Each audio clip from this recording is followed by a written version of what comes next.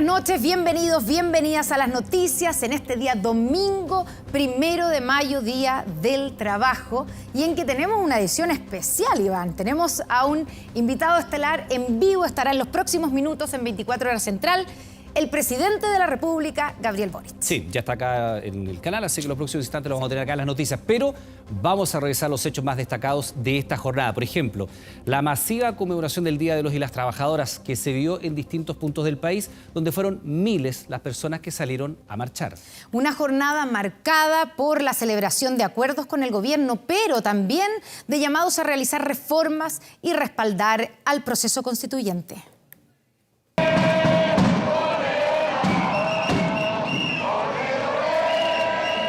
Años de cuarentena, la conmemoración del Día de las y los Trabajadores volvió a las calles. Los trabajadores y trabajadoras de Chile, este 1 de mayo, salimos todas y todos a la calle por el derecho al trabajo decente, el fin a las alzas, por un salario mínimo que esté sobre la línea de la pobreza. Una actividad que comenzó en Plaza Baquedano hasta el escenario principal ubicado en la intersección de Santa Rosa con Alonso de Ovalle y que estuvo marcada por los acuerdos y reformas que hoy plantea el gobierno del presidente Gabriel Boric. Somos protagonistas de un momento histórico y como nunca nos necesitamos entre todos y todas para enfrentar las dificultades del presente, para hacer los cambios que requiere con urgencia y contribuir a un futuro mejor. Uno de esos cambios es el incremento en el salario mínimo, que se espera llegue a 380.000 pesos en mayo y 400.000 pesos en agosto.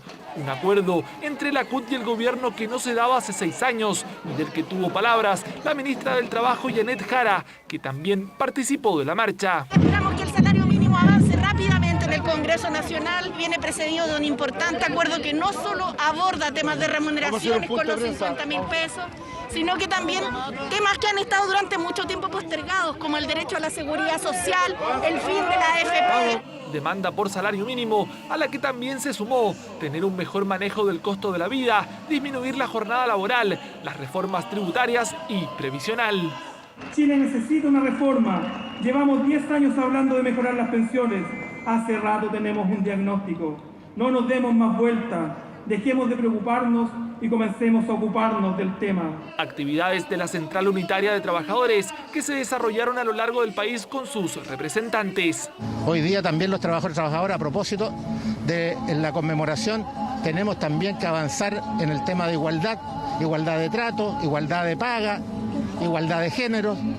Pero la celebración no solo se enfocó en los trabajadores. Hasta el escenario principal llegó la presidenta de la Convención Constitucional, donde aseguró que se está haciendo un buen trabajo. Podemos decir, por ejemplo, que la nueva Constitución consagra que Chile es un Estado social y democrático de derecho. De esta manera, vamos dejando atrás el Estado subsidiario. Proceso constituyente que desde la CUT aseguraron que respaldarán. Defendemos y defenderemos el proceso constituyente de los ataques que quieren que todo siga igual. A partir de hoy, nuestra central lanza el comando 4 de septiembre por el apruebo del plebiscito de salida. Espaldarazo a la convención, que ya entra en tierra derecha sus últimos meses para desarrollar una nueva Carta Magna, en una jornada en donde se volvió a celebrar el Día de las y los Trabajadores.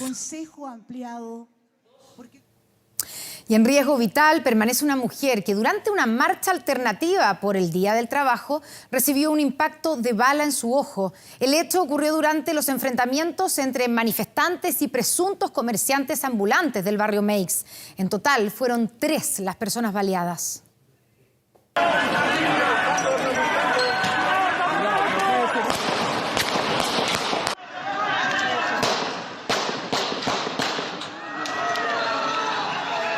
Fue la respuesta de presuntos vendedores ambulantes ante los saqueos y destrozos en el barrio Meix. Como cinco toldos que se llevan a la gente, y esa gente ahora, ¿cómo quedó? ¿A brazos cruzados? Toda esa gente quedó a brazos cruzados, no tiene para comer. Todo el montón que están, todos comerciantes. Y estamos todos preparados con fierro. Puro fierro. Nada de pistola, no, puro fierro. Aunque sí hubo armas de fuego. Enfrentamientos entre comerciantes ambulantes y manifestantes durante la marcha autorizada de la Central Clasista de Trabajadores, iniciada en Barrio Brasil y con punto final frente a la Estación Central. Disparos que hirieron a 3 personas. Una periodista de un medio comunitario de Pedro Aguirre Cerda está en riesgo vital al ser baleada en su cabeza. Su máscara, que fue atravesada por este proyectil. Junto a ella, otra mujer y un hombre baleados, internados en la ex posta central. Con el paso de los minutos, los presuntos responsables fueron identificados. Apuntaban y disparaban sin medir consecuencias hasta que Carabineros los detuvo. Logró dar con la detención de las 2 personas que fueron sindicadas y filmadas cuando realizaban disparos al grupo de manifestantes. Estas 2 personas tienen nacionalidad, una colombiana y otra venezolana. Una marcha alternativa que al poco andar terminó con incidentes, saqueos a locales y destrucción que tuvo como respuesta una defensa con palos, fierros y balas, algo que las autoridades investigarán. Anunciar que vamos a presentar las distintas querellas a partir del Ministerio del Interior en coordinación con los municipios para perseguir a los responsables y que estos hechos no queden impunes. Hay bandas que están operando, que tienen capacidad de fuego y evidentemente que se tienen que utilizar otro tipo de estrategias que puedan hacer, mantener el control de lo que está pasando ahí. Han estado presentes Carabineros y distintas instituciones, sin embargo, vemos que esto no ha sido suficiente para evitar situaciones tan graves como la que hemos enfrentado hoy. Ahora es la Policía de Investigaciones la que busca encontrar a más responsables. Los peritajes se concentraron en Exposición con Alameda, sector desde donde se percutaron disparos. El éxito para nosotros es poder determinar la identidad de los autores, más allá si las personas que están detenidas son o no. Existe la posibilidad que el sitio del suceso incluso pueda ampliarse con ramificaciones, incluso incluyendo un lugar donde fueron levantadas las víctimas, porque ahí también podemos encontrar evidencia balística de rebote u otro que pueda relacionarse con el sector de origen de los disparos. ¿Dónde están las armas usadas? Aún no aparecen, solo se encontraron vainas de las armas de fuego. Uno de los detenidos tiene antecedentes, mientras buscan aclarar si están de forma regular en el país. Y en estado de movilización se declaró la Federación de Trabajadores Forestales de las provincias de Arauco y Los Ángeles. Esto en conjunto con la Asociación de Contratistas Forestales, luego de ser víctimas de una ola de atentados ocurrido durante las últimas semanas. Desde el gobierno apuntan a entregar medidas concretas que ayuden a disminuir la violencia en la macrozona sur. Los hechos de violencia continúan en la macrozona sur y este fue el punto más álgido registrado en los últimos días en la comuna de Los Álamos, en la región del Biobío, que capturó la atención de las autoridades. El desenlace, más de una treintena de maquinarias forestales completamente quemadas por un grupo de al menos 25 encapuchados con armas de fuego. El grupo de resistencia mapuche Lafkenche fue quien se adjudicó los hechos. Uno de los peores ataques incendiarios que afectaron la zona y que se suman a una larga lista de atentados registrados en los últimos meses. Por ejemplo, solo durante abril, 17 ataques fueron consignados. Ola de violencia que llevó a trabajadores del gremio forestal a declararse en movilización apuntando directamente a la labor del gobierno del presidente Gabriel Boric. Las medidas y planes adoptadas por las autoridades no han sido efectivas. Necesitamos autoridades que empaticen con los que hoy en día están sufriendo y un Estado capaz de plantear soluciones a los graves problemas de delincuencia y terrorismo que vivimos día a día. Hasta la región del Biobío llegó este domingo el subsecretario del Interior Manuel Monsalve, quien se reunió por cerca de 3 horas con autoridades locales y representantes del gremio forestal, de los camioneros y los silvicultores. El objetivo, buscar soluciones que permitan a los trabajadores tener mayor seguridad. Hemos puesto una serie de propuestas en la mesa que han sido valoradas por los distintos representantes, tanto sindicales como gremiales, y ellos también han planteado 1 o 2 puntos que consideran en las cuales hay que mejorar la propuesta. Propuestas confidenciales, pero que van en paralelo a las anunciadas desde La Moneda durante esta semana. Destaca una millonaria inversión de 5.500 millones de pesos en elementos de seguridad y una nueva política de compra de tierras liderada por la ministra del Interior, Isquia Siches. Medidas que, según los gremios presentes en el encuentro, podrían ser eficientes pero no suficientes. Aún no hemos llegado a ningún tipo de acuerdo, yo creo que hay conversas todavía, hay que seguir analizando. Lo que sí es claro que hasta el momento nosotros los trabajadores mañana estamos hasta este momento decididos a movilizarnos. Encuentro que se ve con ojos optimistas por parte del gobierno, al tiempo en que la posibilidad de aplicar un nuevo estado de excepción constitucional fue descartada nuevamente por el mandatario.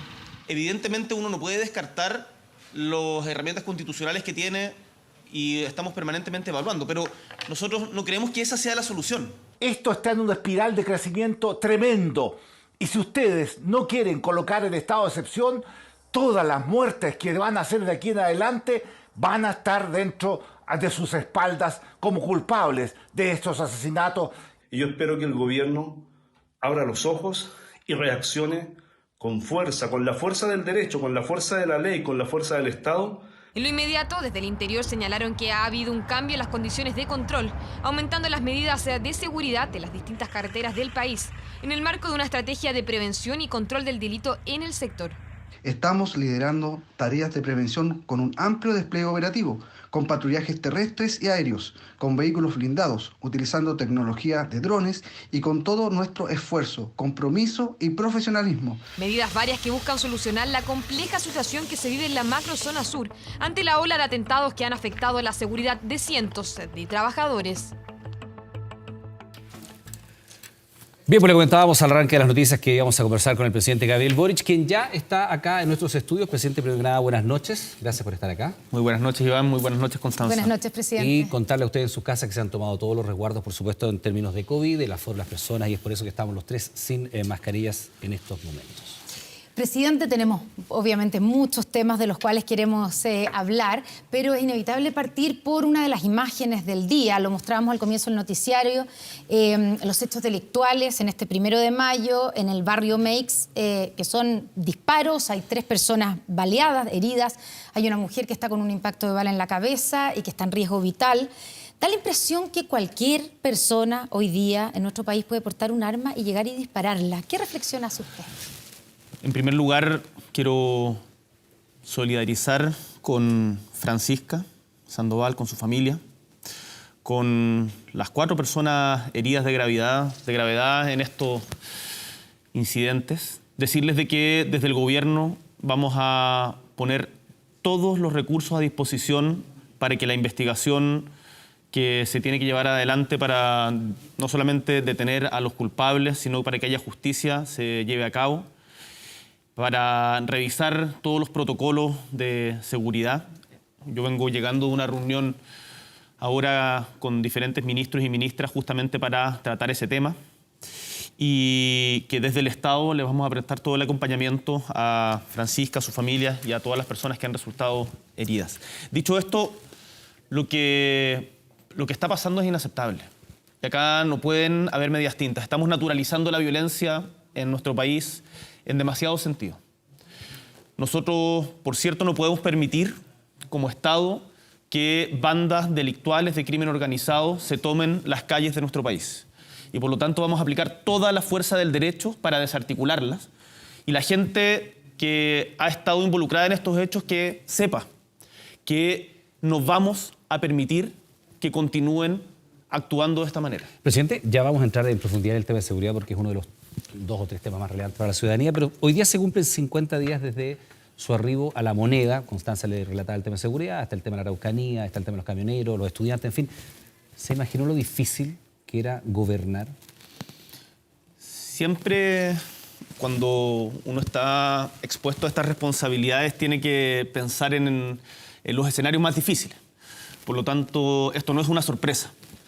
Evidentemente, el cómo llevarlo no es algo fácil, pero quiero que sepan y le quiero dar la tranquilidad y confianza a los chilenos y chilenas que nos están escuchando que estamos trabajando intensamente como gobierno para poder solucionar justamente las carencias y las fracturas que tiene nuestro país hoy día.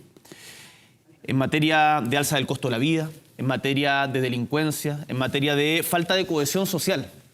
Tenemos una serie de proyectos tanto parlamentarios, pero no solamente parlamentarios. Lo que falta en Chile es más diálogo social.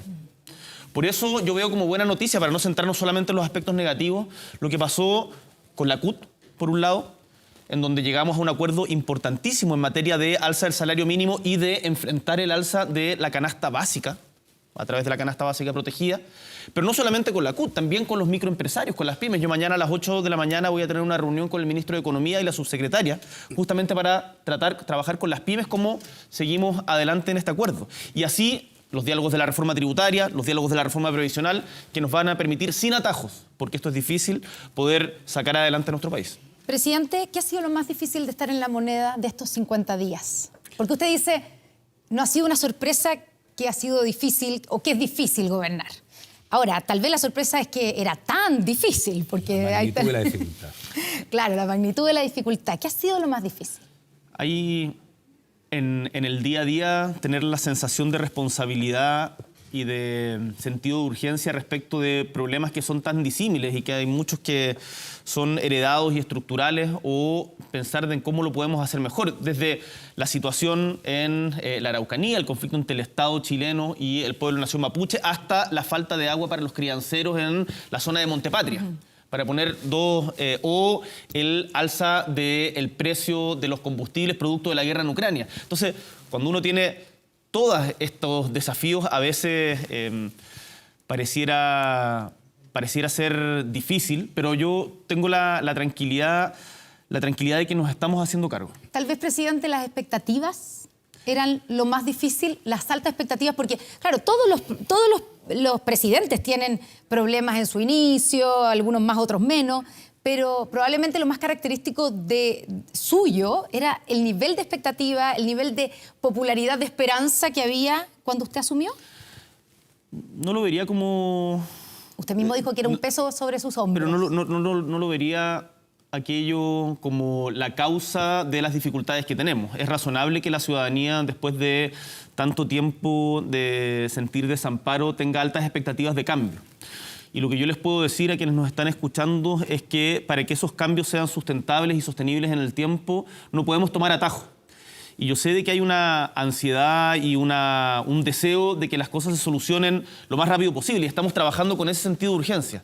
Pero los grandes problemas y la fractura social que tiene nuestro país no se soluciona de la noche a la mañana, y en ese sentido yo estoy firme en el timón, más allá de las tempestades que nos toca afrontar para poder llegar a puerto. Presidente, usted habló del fin de la instalación. ¿Eso en la práctica qué significa? ¿Que ya no hay, por ejemplo, tiempo o margen para los errores que hemos visto en estos 50 días? Lo que le he transmitido a todo nuestro gabinete es que yo tengo, porque hablo con ellos permanentemente, tengo conciencia de que están trabajando a toda máquina, pero la ciudadanía tiene que percibir también aquello. Y que, por lo tanto, siempre hay un periodo de ajuste, de, como decía en una entrevista, habitar este nuevo espacio, pero eso no puede ser excusa para no hacer las cosas. Y, por lo tanto, le he instruido a nuestros ministros y ministras de que se presenten los proyectos de ley que tenemos comprometidos. Por ejemplo, esta semana vamos a presentar 4 iniciativas legislativas que van justamente a aliviar preocupaciones más urgentes que tienen las familias chilenas, por ejemplo, el alza del costo de la vida o las deudas de pensiones de alimentos de muchas mujeres en nuestro país. Le he pedido a los ministros que se desplieguen en terrenos conversando con parlamentarios. Hemos iniciado diferentes diálogos sociales para las reformas de fondo. Entonces, quiero que sepan que este gobierno estamos trabajando con toda la energía para sacar adelante. Pero él preguntaba por los errores. ¿Ya no hay margen para errores del calibre que hemos visto?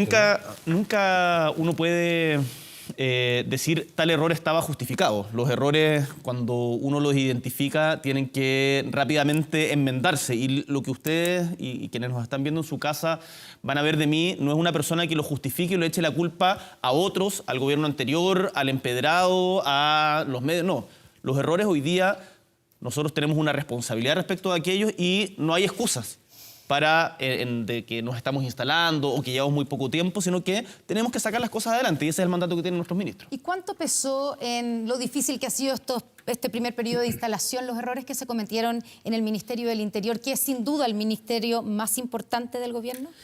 Y es un ministerio que tiene en su seno parte importante de los problemas más acuciantes que tenemos como país. La situación migratoria, la demanda por seguridad, la resolución o el avance de los diálogos entre el pueblo y nación mapuche y el Estado chileno. Y por lo tanto, efectivamente, esos errores que lo hemos conversado con la ministra Siche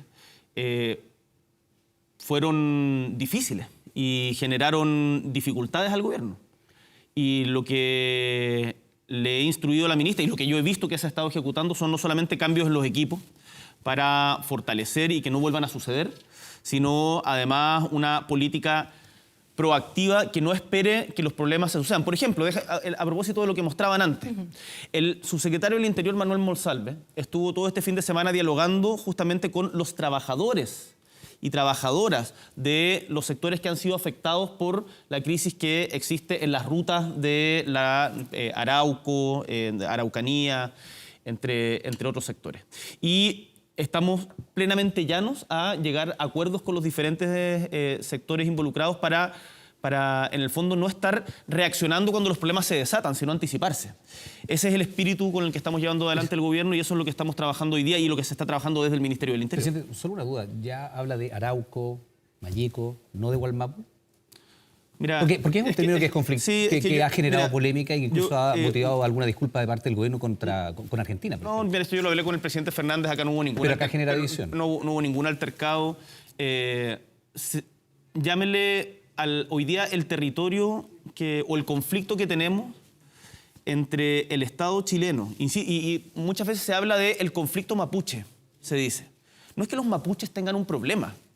Tenemos un problema como sociedad entre el Estado chileno y un pueblo-nación que ha sido vulnerado durante demasiado tiempo y despojado de sus tierras e intentado ser despojado de su identidad.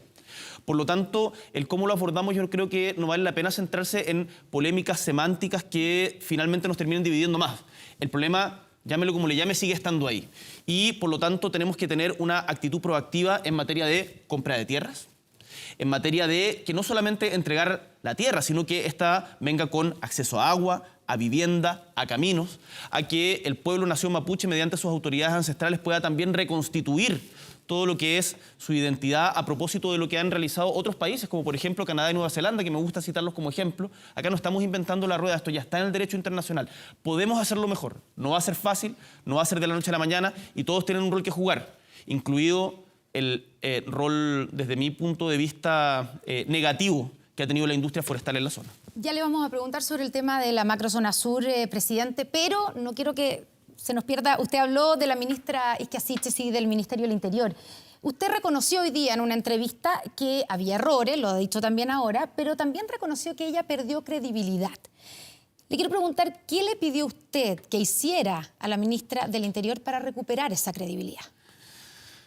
Hay una cosa que como generación hemos ido aprendiendo de manera muy veloz, que lo mencionaba también en la entrevista a la que hace referencia, que tiene que ver con cuando uno llega a una responsabilidad tan alta como esta, tiene que, por cierto, darle su propio estilo al ejercicio de la autoridad, pero además tiene que adaptarse uno mismo a la dignidad del cargo, porque finalmente estamos representando a todos los habitantes de nuestra patria.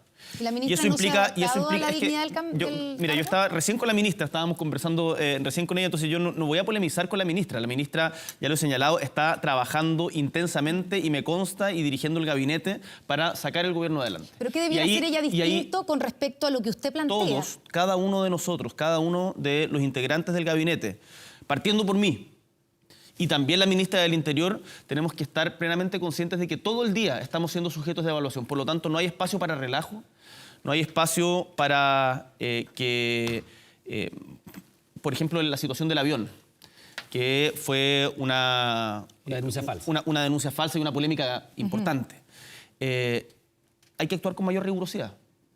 Y acá cada intervención que hagan los ministros tiene que estar respaldada con datos, tiene que estar respaldada con fuentes y tiene que, además, identificar problemas e inmediatamente identificar solución.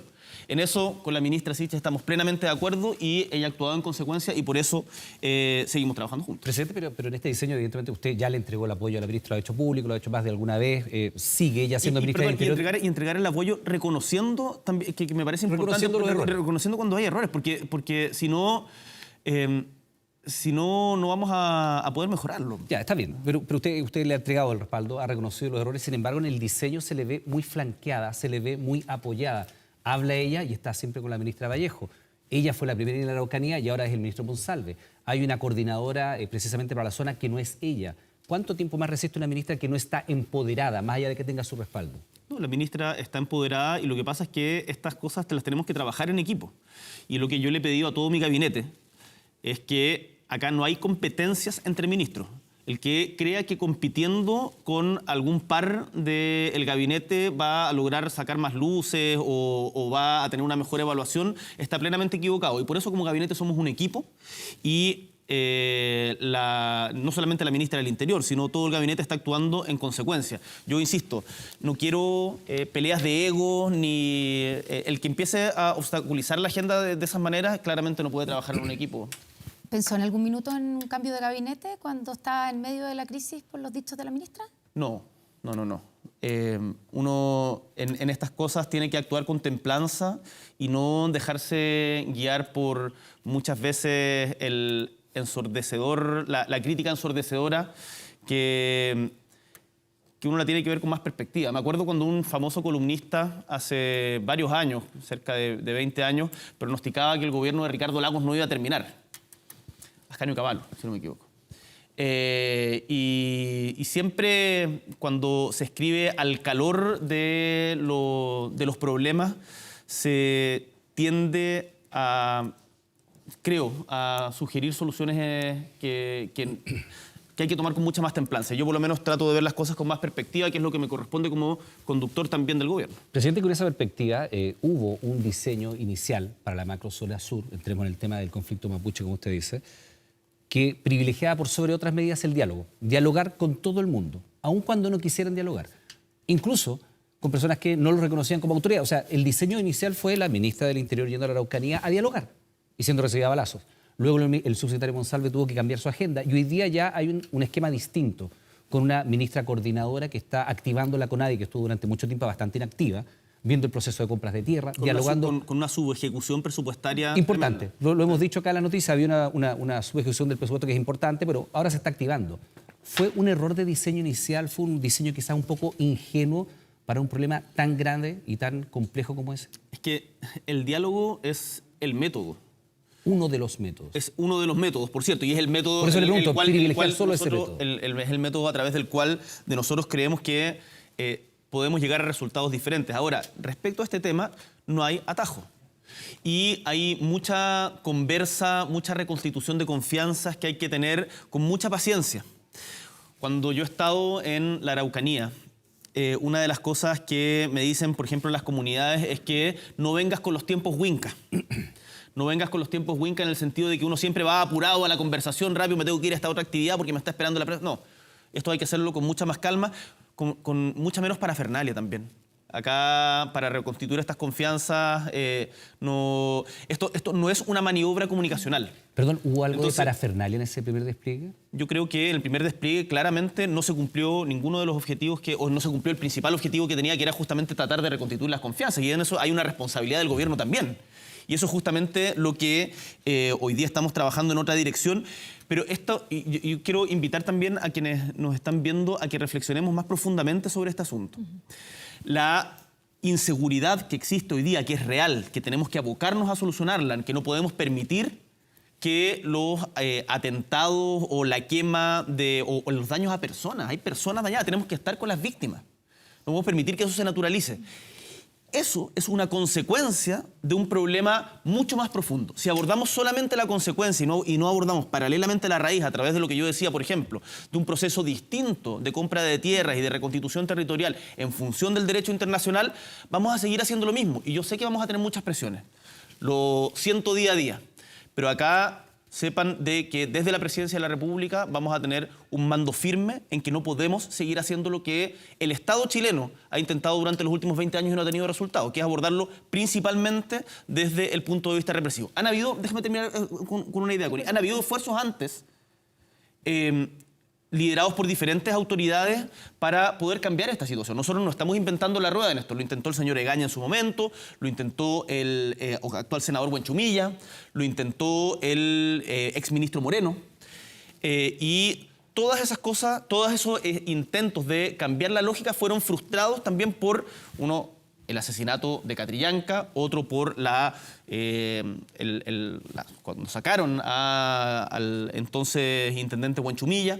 Hoy día nosotros queremos decirle y transmitirle a la gente que lo vamos a tomar en serio y esperamos lograr llevar adelante esta política. Ya, usted dice que, claro, que las cosas no se hacen, digamos, a corto plazo. Pero hay un tema de la seguridad Por cierto. que hoy día está afectando, que usted dice, a las personas, a la cantidad de ataques que han habido en estas últimas semanas, que sí es urgente, obviamente, porque para la gente que vive ahí y que está siendo afectada se transforma en algo urgente. Usted dice que no habrá estado de excepción en la macrozona sur, que esa no es la solución. De hecho, no pasó nada o no sirvió, usted ha dicho, según sus palabras. Expandió el conflicto. Ya, en el gobierno anterior.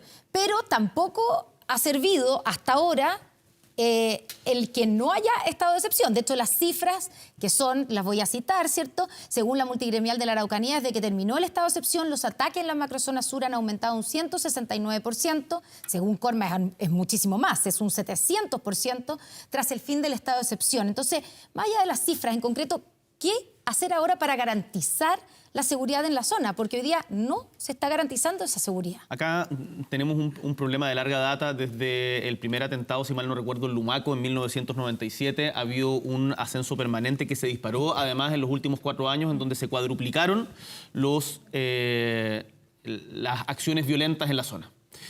Además, lo que pudimos ver, y yo creo que hay bastante consenso de esto, es que la idea del estado de excepción como tal genera una sensación, una percepción subjetiva de mayor seguridad, pero en la práctica el conflicto se va yendo hacia otros lugares. Por lo tanto, eso no va a resolver el problema. Nosotros, por cierto, tenemos que abordar la urgencia, y por eso, ¿qué es lo que hicimos? Hemos fortalecido las instituciones de las policías, por ejemplo, con los carros MOWAC, en donde pasaron de tener 2 operativos a una cifra mucho mayor, que ahí se veía el despliegue en los controles de la carretera. Hemos encargado también con suma urgencia la compra de, no voy a entrar en el detalle de las especificidades, pero de diferentes herramientas para poder tener un mayor control y fiscalización de la zona.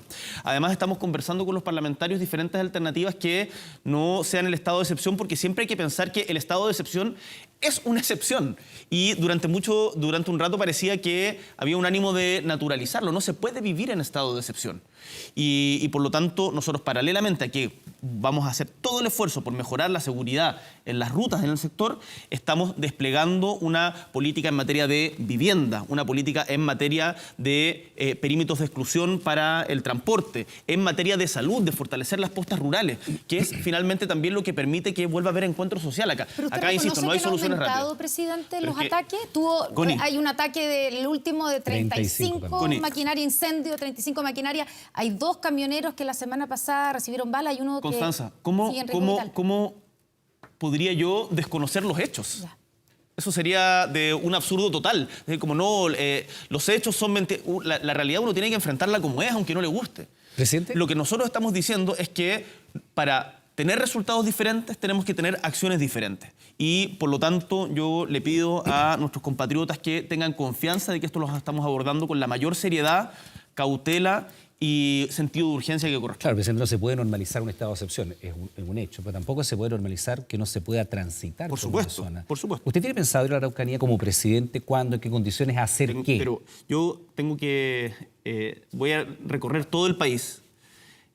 Por supuesto que tengo que ir a la Araucanía. ¿Cuándo? Una de las cosas... No, pero es que no te voy a decir una fecha ahora. Pero lo tiene planificado ahora, que si se anunció cuando iba a Coquimbo, por ejemplo. Y ahora Magallanes. También. No te voy a anunciar una fecha ahora, pero por supuesto que tengo que ir. ¿Y es seguro para el presidente? Es que tenemos que generar las condiciones de que pueda ir. No puede ser de que yo tenga... sería un error de mi parte el decir, no, a este lugar no voy porque es muy complicado. Tengo que estar ahí. Tenemos que generar las condiciones para que ese viaje, por cierto, sea seguro y que sea un aporte a la solución del conflicto. Yo no voy a ir a lugares para... tratar de tener una maniobra comunicacional o decir aquí estuve y que no cambie nada. Vamos a ir cuando estén, yo espero pronto, cuando podamos garantizar las condiciones y que sirva para la resolución o avanzar en la resolución del conflicto. Perdón, presidente, ¿y hacer qué a la Araucanía? ¿A hablar con quién? Pero mira, nosotros estamos desplegando, como te contaba antes, una nueva lógica en la compra de tierra. Tú sabes que hoy día tenemos cerca de 950 predios con solicitudes de aplicabilidad. De esos 950 predios, aproximadamente un 10% de aquellos tienen el trámite listo y de eso solamente un tercio contaba con el presupuesto cuando llegamos. Por lo tanto, claramente tenemos que poner el acelerador con, por supuesto, diálogo con las comunidades para poder mejorar la situación de la compra de tierra. Y ahí tienen que jugar un rol también los actores públicos y privados, con las forestales, que han generado, desde mi punto de vista, un uso del territorio que ha profundizado el conflicto, también tienen que ser parte de esa conversación. Y ¿Están conversando con ellos? Estamos conversando. La ministra de Desarrollo Social se reunió con ellos la semana pasada en La Moneda. Entonces, yo, Iván, no te voy a decir ahora, te puedo adelantar. Hoy día en la provincia de Malleco es más caro construir. Por lo tanto, los subsidios habitacionales no podemos establecerlos solamente en función de parangones nacionales, sino que tenemos que generar una especificidad para la provincia de Malleco. Tenemos un problema con el agua potable rural. Estamos generando un programa específico sobre agua potable rural. El tema de la construcción de caminos. Entonces, hay anuncios que hacer, los estamos trabajando. Hay muchas de estas cosas que se tienen que trabajar en conjunto, porque tampoco la vieja solución de que desde Santiago te digo cómo voy a solucionarte los problemas en tu casa sin haber estado nunca ahí, no corresponde. Por eso hemos tenido varios viajes de diferentes autoridades, del subsecretario de Interior, del subsecretario de Desarrollo Regional, de ministro de Educación, ministra de Vivienda, ministro de Transporte en la Araucanía. Por lo tanto, el Estado está presente, se tiene que desplegar ahí, y yo también, por cierto, me voy a hacer presente en la región. Presidente, el gran tema de preocupación hoy día de la gente es el alza del costo de la vida, la inflación, el alza de los precios, los cuentas, los precios desde el aceite, el pan, hasta la electricidad, la parafina, etcétera. Usted ya anunció 2 paquetes de medidas. ¿Es suficiente y qué más viene? Mira, siempre nos gustaría poder hacer más. Las decisiones que tenemos que tomar respecto a un tema tan complejo y que está afectando a la gran mayoría de los países del mundo. Desde Egipto a España, pasando por Estados Unidos y Argentina. O sea, esto no es una situación exclusiva de Chile. Tenemos un problema de abastecimiento, por ejemplo, en materia de fertilizantes para la agricultura, lo que va además generando un encadenamiento de alza de costos que es tremendamente preocupante, y por eso tenemos un plan Chile Siembra, que lo está liderando nuestro ministro de Agricultura, que busca atacar aquello. Siempre nos gustaría hacer más, pero tenemos que ser fiscalmente responsables también. Y tenemos que ser fiscalmente responsables porque la sustentabilidad de la política económica es la garantía de que las reformas se puedan llevar adelante. Y ese es el mandato que tiene el ministro Marcel. Recibimos un escenario tremendamente restrictivo. Nosotros, yo he dicho, vamos a respetar el presupuesto que se aprobó el año pasado porque tenemos que apuntar hacia la convergencia fiscal. Tuve una reunión con la directora de presupuestos, Javiera Martínez, y con el ministro Marcel el día viernes, justamente para revisar el estado de las arcas fiscales. Y estamos tratando y vamos a entregar todos los beneficios que nos sea posible y no jamás recortar derechos sociales. Eso significa, por ejemplo, la mejora o el crear la canasta básica protegida. Porque la canasta básica ha tenido una inflación superior a la inflación que ya es alta. Por lo tanto, cuando nosotros decimos vamos a mejorar la asignación familiar, que mucho se ha caricaturizado, algunos dicen, ustedes están dando un bono de 6.000 pesos. No, señor, nosotros no estamos dando un bono de 6.000 pesos. Nosotros estamos reajustando en un año, lo que en la administración anterior se había reajustado de manera mucho más precaria. Entonces, esto no es sencillamente entregar plata a tontas y a locas. Acá lo que tenemos que hacer es fortalecer el empleo. Tenemos que ayudar a quienes se han visto rezagados, fortalecer a las pymes. Por eso yo quiero insistir en la importancia de las pymes, de las cooperativas, de las ferias libres. Porque en la medida en que logremos tener un colchón de empleo y a la vez seguridad social, vamos a lograr sacar este país adelante, y eso no va a ser fácil, va a costar, pero nosotros por lo menos estamos dedicados a aquello. En esta reflexión usted nombró 2 conceptos: entregar platas a tontas y locas, responsabilidad fiscal. ¿Cuánto de la inflación que están viviendo hoy día los chilenos se debe a la política de los retiros? Hay una discusión... Usted ya reconoció que cambió de posición. Sí, hay una discusión abierta respecto a aquello. Cuando decía eso me refería para que ojalá no se dé el debate en torno solamente a una cuña, en que las transferencias directas tienen que realizarse de manera muy responsable para que no contribuyan al alza o a generar una espiral inflacionaria.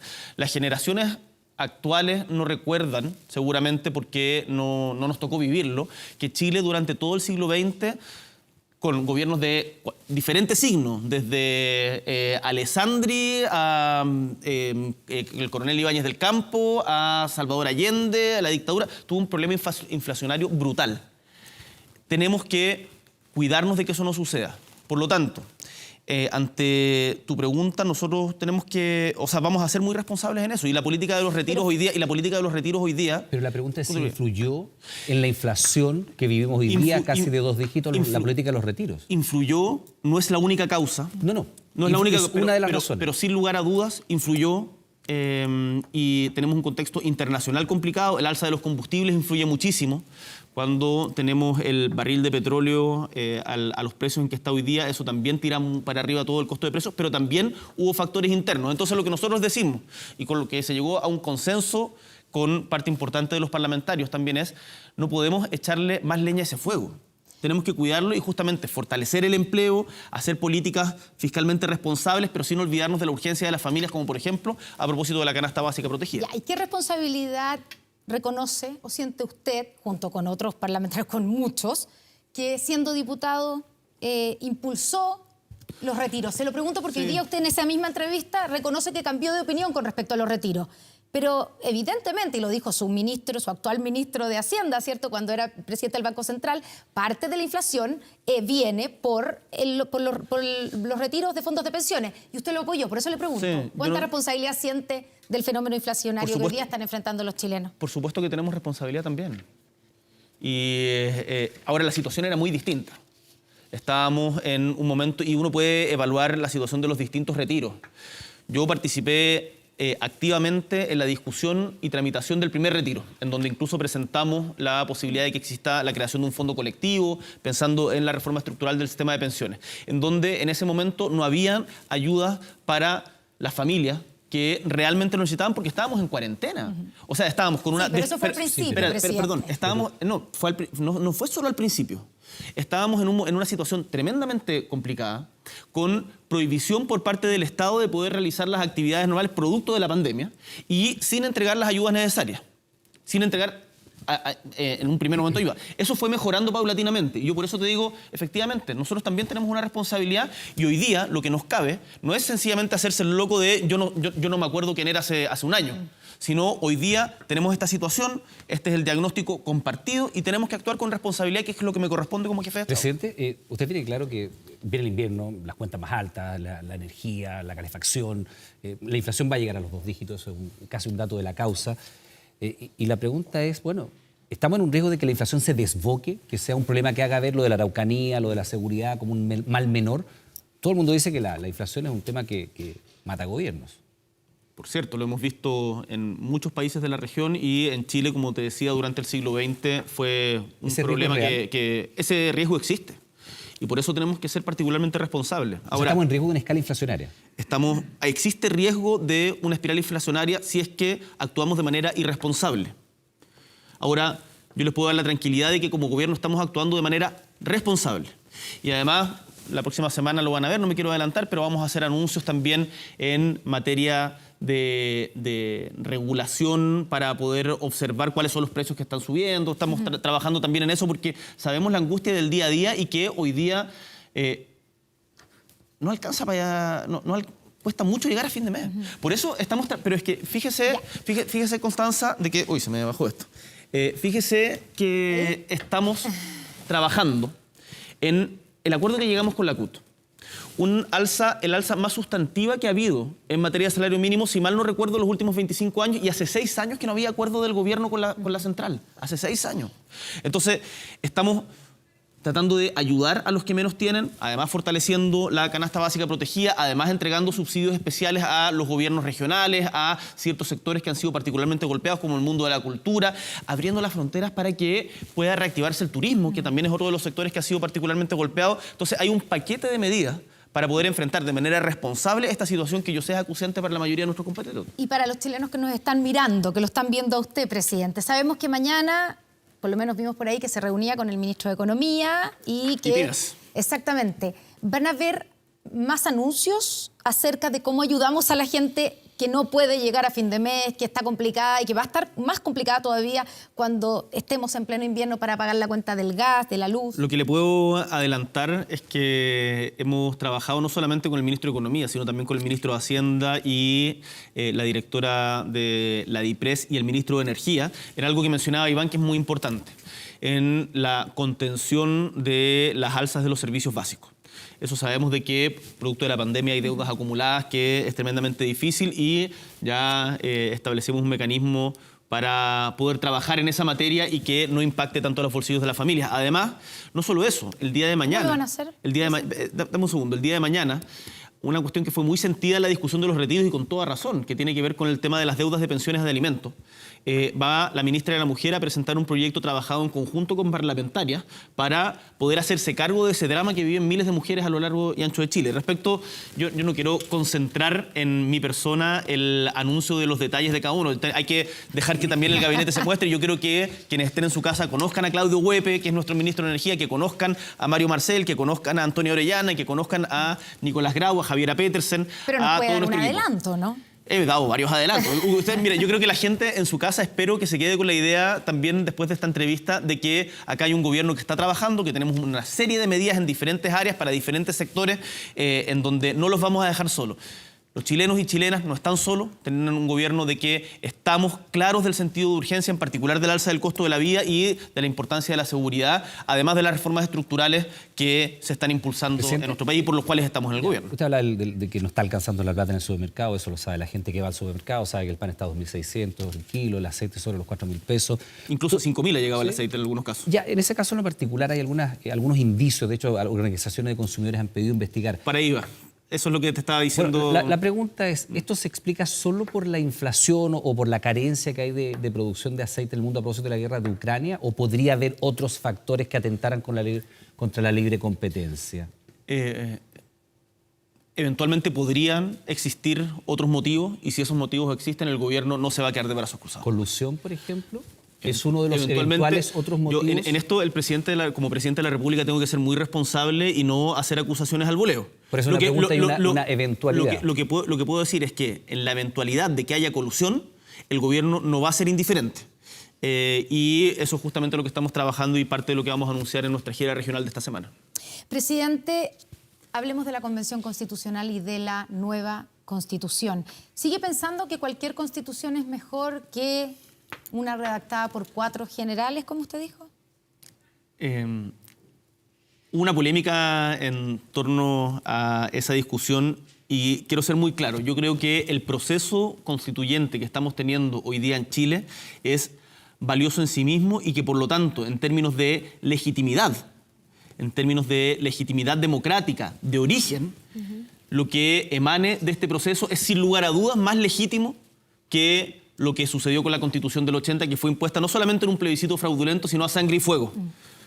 Recuerden el mismo Frei Montalva. Yo sé la discusión con el expresidente Ricardo Lagos. El expresidente Ricardo Lagos dijo, salió básicamente a corregirlo y dijo que tiene su firma, por lo tanto, que ya no es la Constitución de Pinochet. Pero esto es, mira, yo no voy a tener una polémica con el presidente Lagos, a quien le tengo un profundo respeto y con quien además permanentemente compartimos impresiones respecto a el rumbo del país, porque siempre es bueno escuchar a quienes estuvieron antes. Así que yo creo que el punto está zanjado. Yo me refiero a la legitimidad de origen de la Constitución y por supuesto que me preocupa el contenido de la misma y en lo que están trabajando tanto los convencionales como el gobierno es que esto, yo espero, y vamos a dar lo mejor de nosotros para que sea el 4 de septiembre un punto de encuentro que nos permita tener una nueva constitución generada por primera vez en nuestra historia de manera democrática, con paridad, que es un orgullo a nivel mundial, con participación de los pueblos originarios y con un debate que no ha estado exento de ripios, que no ha estado exento de dificultades, algunas veces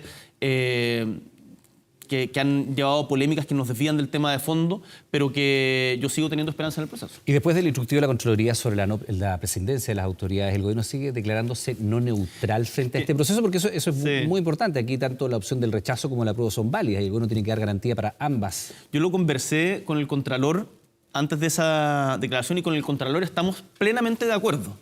El gobierno tiene que entregar todas las garantías a ambas opciones para que puedan desplegarse en el espacio público y que lo puedan hacer con seguridad e igualdad de condiciones. Ambas alternativas son válidas. Además, el gobierno no puede utilizar, y eso es un instructivo que le hemos dado a todas las autoridades de gobierno, recursos públicos para promover una u otra opción. Y las autoridades de gobierno no pueden utilizar recursos públicos para ello, ni en horario laboral hacer campaña por una u otra opción. En lo que el Contralor también está de acuerdo con nosotros es que como personas políticas y como ciudadanos tenemos derecho a tener una opinión respecto al fondo del asunto. Y sería absurdo, y yo creo que nadie nos creería, que si es que yo dijera, ¿sabe qué? Yo no voy a opinar respecto al contenido del asunto, el hito más trascendental quizás de la historia democrática de Chile de los últimos 25 años, que es lo que va a ser el plebiscito. Yo me la jugué por el proceso constituyente, sigo creyendo en que Chile necesita una nueva constitución. Creo de que, tal como comentaba en la entrevista a la que hemos hecho referencia, en la tercera, ahí cuando uno lee el borrador de las normas que están siendo aprobadas, por ejemplo, que Chile es un Estado democrático y de derecho, por ejemplo, que a propósito de ciertas fake news también que han habido, de que se iban a eliminar los emblemas nacionales, falso, los emblemas nacionales están ahí, de que se va a entregar mayor autonomía a las regiones, de que se respeta como corresponde la libertad de emprender y la propiedad privada. Cuestiones que son esenciales para el desarrollo del futuro. Yo por lo menos digo, acá vamos a avanzar. O sea, el gobierno no es neutral frente a este proceso. El gobierno tiene el deber de garantizar. No, yo le pregunto si es neutral o no. Pero es que mira, Iván, me vas a sacar una cuña que después va a ser titular en todos los medios y vamos a empezar a discutir toda la semana sobre eso y no sobre el fondo. El gobierno tiene que asegurar la legitimidad de ambas opciones. Y no puede destinar ni un peso de recursos públicos a hacer campaña por una u otra alternativa. Esa es la presidencia. ¿Y la neutralidad? Lo que tenga que hacer el gobierno, es una campaña informativa que tiene que estar sujeta al escrutinio, por cierto, de los medios y ojalá de toda la sociedad, y además de promoción del voto. Recordemos que estamos ante voto obligatorio. Pero el gobierno no va a destinar ni un peso de recursos públicos a hacer campaña por una u otra alternativa. Y eso que quede claro, esa es la neutralidad que nos exige Contraloría, con la que estamos absolutamente de acuerdo. Y como personas políticas, cada uno de nosotros podrá tener una opinión. Y esa opinión es legítimo que se manifieste en espacios como esta entrevista. Ya, y esa opinión entonces usted, entendemos por sus palabras, que está por el apruebo. Yo soy partidario de que tengamos una nueva constitución, por supuesto. Ya, y la que llevamos hasta el momento, con el borrador que tenemos hasta el momento, con lo que se ha aprobado, ¿usted votaría apruebo? Claro. Ya, presidente, ¿qué pasa si gana la opción del rechazo? Porque hay dos opciones en el plebiscito de salida. Por supuesto. El apruebo y el rechazo, exactamente. ¿Qué pasa si gana el rechazo? ¿Cuál es el plan del gobierno? Primero, ambas opciones son igualmente legítimas. Y acá no cabe, y no van a escuchar jamás desde mí, ni campañas del terror, ni en uno u otro sentido, como las hemos visto muchas veces en estos dilemas, ni desacreditar valga la redundancia, legitimidad de una postura. Primero, si es que gana la opción que no sea la mía, nosotros tenemos el deber de seguir gobernando el 5 de septiembre. Y yo he escuchado un consenso bastante transversal entre los diferentes actores políticos de que la Constitución actual, más allá del año que le pongamos o la firma que tenga, hoy día no es representativa de la sociedad chilena y que por lo tanto tiene que ser cambiada estructuralmente. ¿Cuál es el mecanismo en la eventualidad de que eso suceda? No es algo que me corresponda adelantar todavía. Yo espero que esto lo podamos resolver el 4 de septiembre en un plebiscito que sea convocante y que cuente con todas las garantías. Pero, presidente, es bastante obvio que si gana el rechazo es un fracaso para el gobierno también, ¿no? Desde el punto de vista político. Yo creo que... Por todo lo que usted ha dicho, por lo que significó el acuerdo de noviembre. Yo creo es que esto no se puede plantear como una cuestión partisana del gobierno o no. Esto trasciende las fronteras, pero le pregunto, ¿para el gobierno sería un fracaso? Trasciende mucho más allá. La Constitución no es un capricho del gobierno. La nueva Constitución democrática que tenemos que tener es algo que debemos pensar para proyectar al país a 40, 50 años. Por lo tanto, decir de que esto sería una derrota política del gobierno de Boric, creo que es ver la coyuntura que tenemos de una manera simplista y mezquina. Yo tengo una opción, me la he jugado por la nueva Constitución, sigo creyendo de que es absolutamente necesario y evidentemente el resultado no me es indiferente.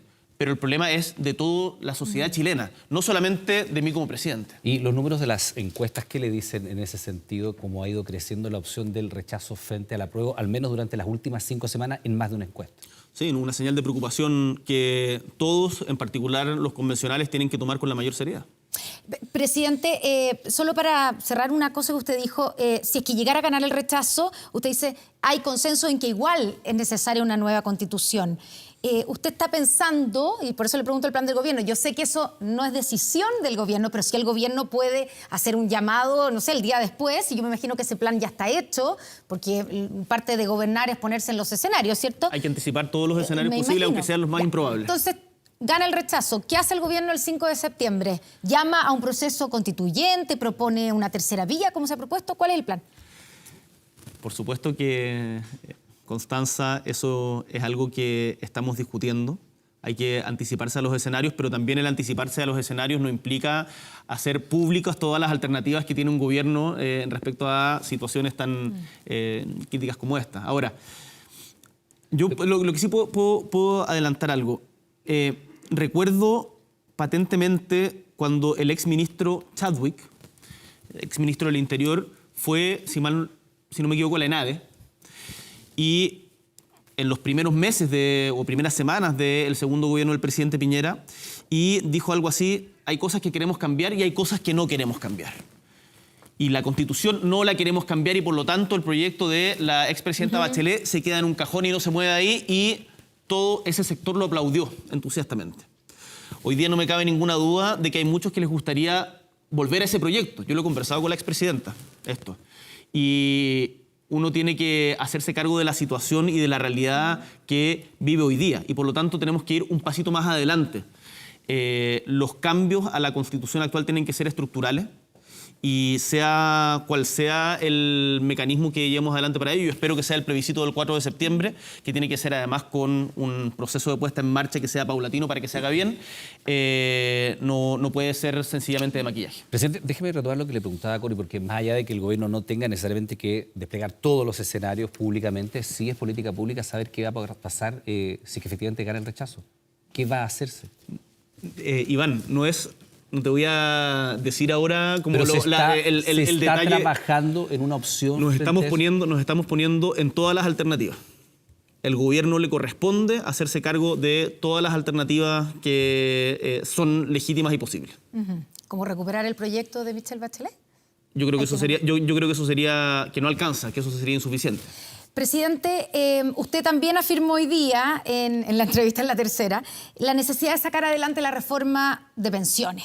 Y en ese diseño, las AFP, como las conocemos hoy, dejarán de existir. Eso es lo que usted dijo. La pregunta es, ¿qué rol jugarían las AFP? O, digamos, ¿no tendrían ningún rol, se terminarían, o tendrían un rol de un seguro? ¿Qué pasará, además, con esos fondos? Usted ha sido ha insistido hasta el cansancio en que no se van a tocar los fondos de los trabajadores, que son de los trabajadores. Pero, ¿qué pasa con los futuros? Si es que habrá fondos futuros. Mira, hay una norma que se aprobó en la convención que a mí me hace total sentido y que creo, a propósito de tu pregunta, importante recalcar. Los ahorros previsionales tienen que ser destinados a pagar pensiones y por lo tanto no se pueden ocupar para ninguna otra fuente. Y esto es un principio que como gobierno vamos a defender de manera clara e inequívoca. El gobierno jamás va a utilizar los fondos de pensiones para otra cosa que no sea pagar pensiones. Dicho esto, lo decía el presidente de la CUT. 2 gobiernos sucesivos de diferentes signos han intentado sacar adelante la reforma previsional y por discusiones políticas no lo hemos logrado sacar adelante. No podemos seguir esperando. Yo creo que hoy día hay un consenso y quiero invitar a todos los sectores a que seamos parte de este... Bueno, lanzamos el diálogo con la OIT, el diálogo transversal entre empresarios, trabajadores y gobierno, pero acá tenemos un deber y una responsabilidad moral e histórica que no podemos seguir eludiendo. Y por lo tanto, respecto a las formas de administración, que entiendo que es hacia donde va tu pregunta, yo lo he dicho públicamente de manera muy clara. Creo que las AFP, sin ser la causa del problema, porque eso tiene que ver con los bajos salarios, con la falta de cotizaciones, con los montos de cotizaciones, son parte del problema. Y por lo tanto a mí no me hace sentido el que las AFP sigan teniendo un rol. Ahora, eso es parte de la discusión y si es que vamos a tener un sistema... Ningún tipo de rol. Si es que vamos a tener un seguro extra. Eso es lo que creo yo. Ya. Si es que en la discusión parlamentaria llegamos a producto de la composición del Parlamento, se llega a otro acuerdo, yo por supuesto voy a respetar el acuerdo al que lleguemos. Ahora, si es que es un sistema único, un sistema mixto, creo que es parte de la discusión que se va a dar en el Congreso. Pero ¿qué pasaría con los fondos que hoy día están en las AFP si desaparecieran en esta reforma? ¿Quién los va a administrar transitoriamente? Perdón, sí, estamos hablando de una cantidad de recursos que para donde usted los traslade van a generar un impacto muy grande en el mercado bursátil. Entonces, ¿qué va a pasar con esos fondos? ¿Quién los va a administrar hasta que se implemente el sistema nuevo? Hay diferentes alternativas. Una de las alternativas que se han planteado sobre la mesa es que un órgano público maneje solamente con el fin de pagar pensiones aquellos fondos y que se mantenga el sistema de capitales. Otro es que las mismas AFP tengan un periodo de transición en el tiempo en donde sigan administrando los fondos actualmente acumulados. Lo que los chilenos tienen que tener claro es que la reforma tiene como norte que todos tengan pensiones dignas, que más allá de las discusiones que tenemos en política respecto de quién va a administrar esos fondos, tenemos el deber de llegar a un acuerdo y yo como presidente voy a propiciar aquello. ¿Y habrá cuentas personales, presidente, en el futuro sistema previsional? Porque, de nuevo, o sea, tenemos claridad de parte suya, y lo ha dicho, insistido, no se tocarán los fondos que son de los trabajadores. Pero la pregunta es hacia el futuro. ¿Habrá algún espacio para ahorro personal, para capitalización individual? Y esos fondos tampoco podrán ser destinados, por ejemplo, de manera solidaria. Hay una discusión al respecto. Nosotros creemos de que lo importante es garantizar el derecho a una pensión digna. Hay parlamentarios que creen otra cosa. ¿Y usted qué cree, presidente? Yo creo que lo importante y lo que hacen los países desarrollados, como por ejemplo los países donde hay estados de bienestar, es que lo que se asegura es el derecho a una pensión digna más allá de la discusión de la propiedad individual. Sin embargo, entiendo que eso es un debate legítimo, no me pierdo en eso. Yo lo que voy a garantizar es que o lo que me lo voy a jugar es que logremos sacar adelante la reforma de pensiones y que ningún sector, por no lograr el 100%, boicotee el que el adulto mayor que está en su casa no pueda tener una pensión digna después de toda una vida de trabajo. Presidente, y en el tema salud también avanzan en la convención hacia un sistema nacional público donde desaparecerían del escenario los prestadores como las ISAPRES. ¿Qué pasaría con los prestadores privados de salud? No, tienen, desde mi punto de vista, mira, esto tiene que ser como funcionó en la pandemia. Los prestadores privados de salud hoy día cumplen un rol importante también. O sea, las clínicas privadas. Yo creo, mi posición por lo menos es que uno no puede prescindir de quienes están entregando hoy día servicios importantes de salud y que son un complemento y que van a seguir siendo un complemento importante al sistema. Lo importante es que tengamos un sistema público en donde, y esto lo va a entender quienes están en su casa, en donde no dependa de la cantidad de plata que tienes en el bolsillo la calidad de la salud a la que accedes. Por lo tanto, yo ahí no tengo problemas ideológicos con los prestadores privados. ¿Y con las ISAPRES? Las ISAPRES me parece que sí son más complicadas, pero en ese caso pueden quedar como seguros complementarios. Eso es un consenso bastante transversal. Pero desaparecerían como las conocemos hoy día. Como las conocemos, pero si de eso se trata de hacer una reforma. O sea, mire, note Iván, lo que hay algunas personas que en el debate público pasan esto lo decía también en la entrevista, del no lo vimos venir a propósito del estallido social, aquí no ha pasado nada. Y parece que no quisieran ningún cambio. Por supuesto que tenemos que tener un cambio en el sistema de salud.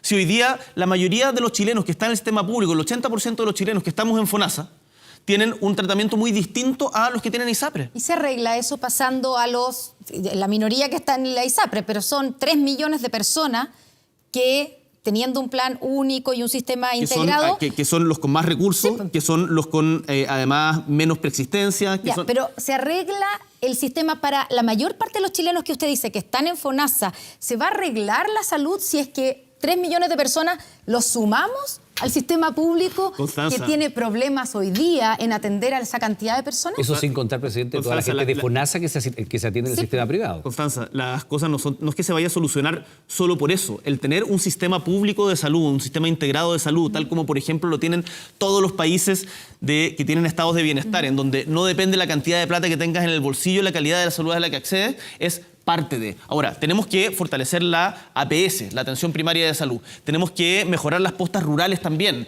Tenemos que los hospitales de regiones tengan también capacidad de resolver procesos de alta complejidad, como por ejemplo, no sé, un centro oncológico en Calama. Entonces, ¿se va a solucionar solo por esto? No, por supuesto que no. Es mucho más puede empeorarse la situación. Por eso es la pregunta. ¿Usted cree, Constanza, de que yo haría o impulsaría algo que yo tuviera la duda de que empeoraría la situación actual? Por supuesto que no. Nosotros queremos una reforma de salud. El actual sistema de salud que tenemos en Chile claramente no da abasto. Por supuesto. Eso es un consenso. Tenemos que hacer cambios, no podemos mantener las cosas como están. Eso significa fortalecer el sistema público. Van a seguir existiendo los prestadores privados de salud, por supuesto, porque en esto uno no puede tener como visiones ideológicas que impliquen, que impidan llegar a acuerdos. Y lo importante es que no haya diferenciación según la capacidad de pago de cada uno. Eso es lo que nos comprometimos como gobierno y eso es lo que vamos a impulsar. Presidente, y además existe amplio consenso académico al respecto. Presidente, comenzábamos esta entrevista recordando los 50 días del inicio del gobierno, que no ha sido nada de sencillo. Y le comentábamos los números de la encuesta, usted los ha visto naturalmente. Se demoró 5 semanas en llegar a los niveles de rechazo que tuvo el presidente Piñera, o 37 en el caso de la presidenta Bachelet. ¿Cómo ve los próximos 50 días? ¿Se puede revertir esa tendencia a la caída en la aprobación popular? Por supuesto que se puede revertir. Y a mí me ha tocado estar arriba y abajo en las encuestas y quiero que sepan quienes nos están viendo que en la medida en que nosotros impulsemos y nos preocupemos de las necesidades de los chilenos y chilenas, por ejemplo, las alzas en el costo de la vida o la seguridad, no me cabe ninguna duda que esa percepción subjetiva que existe hoy día va a ir variando positivamente. Yo soy un optimista empedernido, que nos hacemos cargo, por cierto, de los errores y las dificultades, no negamos la realidad, pero no me dejo angustiar por las encuestas de los fines de semana. ¿Y qué quiere para los próximos 50 días, presidente? Para los próximos 50 días, a mí lo que me gustaría y el llamado que hago es que como sociedad entendamos que tenemos fracturas que son graves, tenemos dolores de desigualdad, de violencia, de delincuencia y atrasos que no podemos dejar pasar, pero que a la vez nos dispongamos todos a no ver en el otro un enemigo, a que podamos conversar para llegar a acuerdos y no solamente para reafirmar la posición propia, y que logremos sacar adelante, no solamente en la política y en las instituciones, sino también en la sociedad civil, acuerdos de convivencia nacional que permitan que no se repitan situaciones como la que está viviendo, por ejemplo, Francisca hoy día, o también jóvenes que han sido golpeados o las situaciones de delincuencia que estamos viendo. Eso es lo que yo espero, eso es lo que estamos trabajando y vamos a tener firmeza y también mucho cariño para hacer esa pega. Presidente Gabriel Boric, le queremos dar las gracias por haber visitado los estudios de 24 horas. Un gustazo. Los primeros 50 días, que no han sido sencillos, pero repasamos por casi todos los temas que teníamos acá. Faltaron algunos todavía. Siempre quedan algunos pendientes, pero mira, muchas gracias. Uno sabe que estas cosas no son sencillas, pero yo estoy contento porque estamos dando lo mejor de nosotros y no tengo ninguna duda de que vamos a salir adelante como país. Más allá de las diferencias políticas, vamos a salir adelante como país y en eso va a estar todo mi esfuerzo y toda mi entrega. Un abrazo. Hacemos una pausa. Estamos de regreso de inmediato en 24 horas. Espérenos. Gracias, presidente. Un gusto. Buenas noches. Buenas noches. Estamos de vuelta en la Televisión Nacional de Chile. Está autorizada a transmitir programas para mayores de 18 años. Bueno, y este domingo comenzó la reapertura de las fronteras terrestres a lo largo de todo el país. 22 de 40 pasos fronterizos comenzaron a funcionar con el objetivo de permitir el turismo y otros servicios. En complejos como Colchane y Chacayuta en el norte se registraron extensas filas y largas horas de espera. Primera hora de este domingo y era el panorama en el complejo fronterizo Chacayuta en la región de Arica y Parinacota. Extensa congestión vehicular y largas horas de espera. Se pasó. Se suponía que estaba todo programado, entonces imagínese tanto rato acá. Sí, ha estado lento, pero bueno, suponemos que es por el primer día, ¿por no? Exactamente una hora y media. Una hora y media. ¿Qué les parece todo esto? Bueno, por la pandemia estamos obligados a hacer cola por todos lados. Paso habilitado entre Chile y Perú. Algunos se vieron obligados a cruzar a pie. ¿Qué explicación les dio? Que nada, que no podía pasar porque le pedían circulación, pues que su placa no podía circular por acá. ¿Ya? Y no quiso. Él lo que no quería era agarrar esta cola de regreso, sinceramente.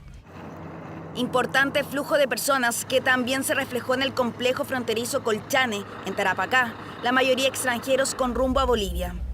Estos dos pasos fronterizos son parte de los 22 de 40 que apertura el gobierno para el turismo y otros servicios.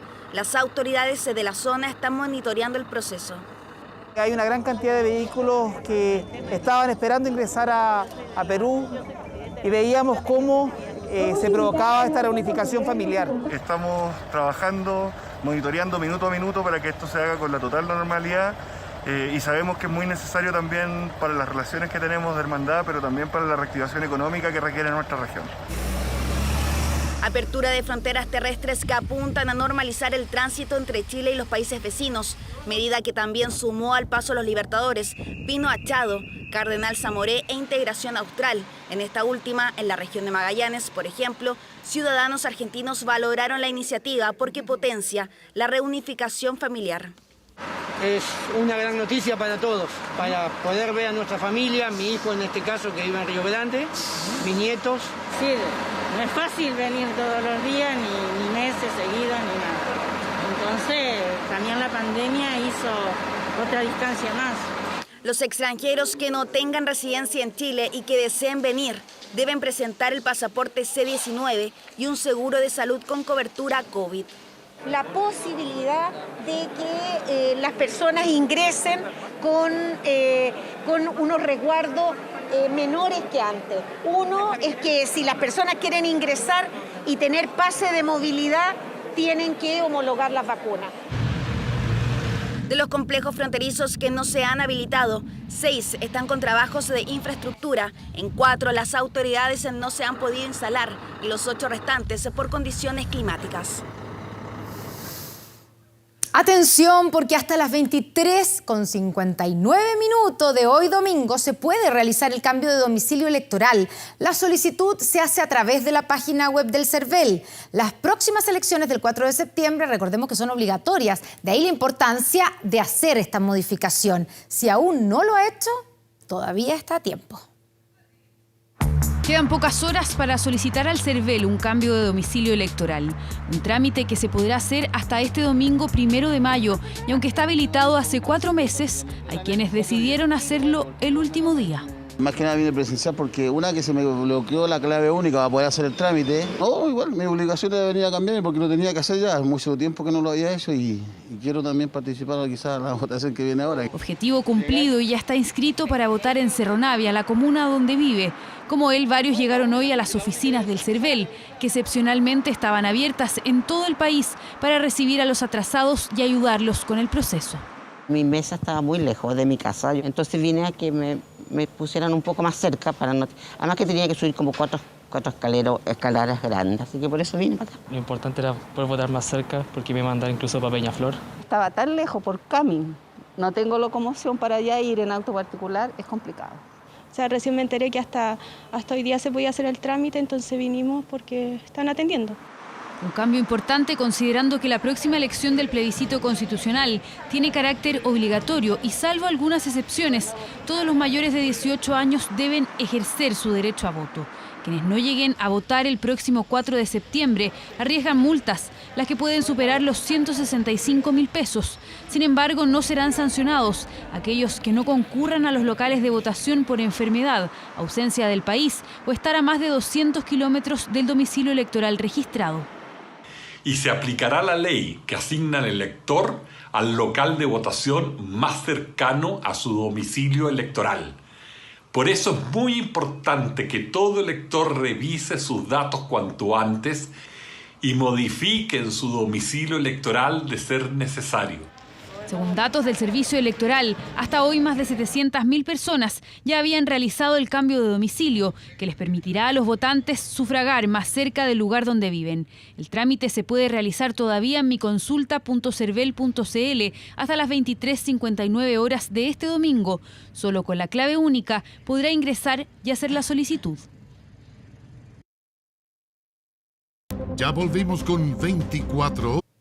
Bien, pues de regreso con las noticias. Hace 14 años un volcán sorprendió a Chile con una erupción que obligó a mover un pueblo entero frente a la destrucción y el peligro de consecuencias todavía peores. Este es el recuerdo del Chaitén, uno de los más agresivos representantes de nuestros 90 volcanes activos, en el informe de Franco Ferreira.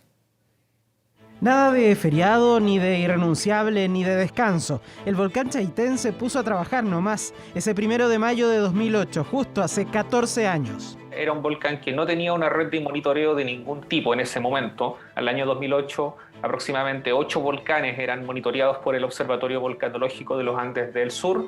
La columna eruptiva alcanzó casi 20 kilómetros de altura, como manto para un evento de la naturaleza escalofriante. Dinámica que afectó a los ríos, que produjo finalmente la inundación total del pueblo y su destrucción parcial. Pues la acumulación de material piroclástico hizo que el río Blanco sencillamente se desbordase, dividiendo la ciudad de Chaitén, que en vista de los eventos sumó en pocos días más de 8.000 personas evacuadas. Que nuestro pueblo va a quedar sepultado en ceniza y da pena. Y es que el Chaitén, en la región de Los Lagos, provincia de Palena, demostraba por qué es considerado el volcán con mayor índice de explosividad en Chile, dejando detrás al Cordón Caulle, el Calbuco o el Villarrica. La erupción que tuvo hace 14 años fue una erupción muy grande. El Chaitén se convirtió en el volcán que mayor cantidad de cenizas ha generado en el país. Pero no solo eso. Además, la erupción fue bastante prolongada. Luego de esa semana de actividad explosiva se mantuvo activo por más de un año. Versus los 10 meses que estuvo el Cordón Caulle en 2011, por ejemplo, con lo que la fuerza del Chaitén remeció no solo la tierra del lugar, también la estructura pública, fortaleciendo una red nacional de vigilancia volcánica, la que hoy permite vigilar en tiempo real los volcanes con mayor riesgo de entre los 90 activos que tiene Chile. Los 45 que presentan mayor actividad o riesgo para la población, y ellos se encuentran hoy día siendo monitoreados en un régimen de 24 horas los 7 días de la semana. Básicamente los que han mostrado mayor cantidad de erupciones y generan riesgo a los poblados aledaños, desde el volcán Tarapacá por el norte hasta el Hudson en la región de Aysén. Estamos mejor preparados para poder reaccionar de manera eficaz ante cualquier riesgo que exista para la población. El pueblo de Chaitén volvería a asentarse en un lugar marcado por esa erupción y separado en norte y sur por el desborde del río, con una zona norte apta para vivir, mientras la del sur no. Aunque, como suele ocurrir con estas cosas, la del sur ya supera las 250 familias establecidas allí. Eso es lo que debería hacer las redes de monitoreo del Servicio Nacional de Geología y Minería en trabajo con las comunidades, de crear una mayor preocupación y atención de la gente que volvió a poblar el pueblo de Chaitén. Pero la memoria lamentablemente es frágil y las cosas de eventos de ese tamaño en nuestro país suelen olvidarse rápidamente. La realidad de Chaitén 14 años después de haber sido sorprendidos por el violento despertar un 1 de mayo del volcán homónimo que los acompaña.